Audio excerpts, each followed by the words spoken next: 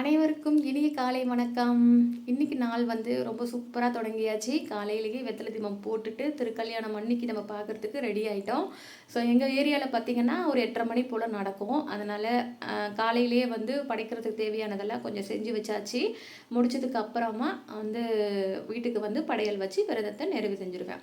இப்போ ஒரு சிலருக்கு வந்து விரதத்தை நிறைவு செய்ய முடியாத ஒரு சூழல் இருக்கு இல்லையா? வீட்டில் யாராவது இருந்தாங்கன்னா அவங்க மூலமாக ஒரு டம்ளர் பால் வச்சுட்டு நீங்கள் எப்போ நிறைவு செய்ய போகிறீங்களோ அந்த நேரத்தில், அதாவது ஏற்கனவே வந்து உங்கள் ஏரியாவில் திருக்கல்யாணம் எப்போ நடக்கும்னு சொல்லியிருந்தேன்ல, அது வந்து இல்லை அப்படின்னா நீங்கள் திருச்செந்தூரில் நடக்கக்கூடிய திருக்கல்யாணத்தில் தான் கணக்கு வச்சுக்கணும்.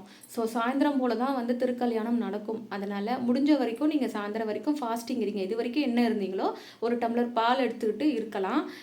இருந்துட்டு நீங்கள் வந்து சாயந்தரமாக நெய்வேத்தியம் வச்சுட்டு நீங்கள் அதை குடிச்சிட்டு கூட உங்கள் விரதத்தை நிறைவு செஞ்சுக்கோங்க. நீங்கள் கோவிலுக்கு போக வேண்டிய சூழ்நிலை வரும் நேரத்தில் அங்கே போயிட்டு அர்ச்சனை பண்ணிவிட்டு உங்களால் முடிஞ்ச ஒரு 2-3 பேருக்கு ஏதாவது ஃபுட்டு வாங்கி கொடுங்க. அதுவே போதும். அடுத்த வருஷம் எந்த தடையுமே இல்லாமல் உங்களால் பூஜை பண்ண முடியும். அதே மாதிரி ஐயனுடைய அருளால் நீங்கள் வேண்டுனதும் நிச்சயமாக நடக்கும். ஸோ எல்லாரும் நம்பிக்கையோடு இருங்க, கவலைப்படாதீங்க இந்த வருஷம் சரியாக பண்ண முடியல அப்படின்னு சொல்லிட்டு. சரிங்களா? நன்றி, வணக்கம்.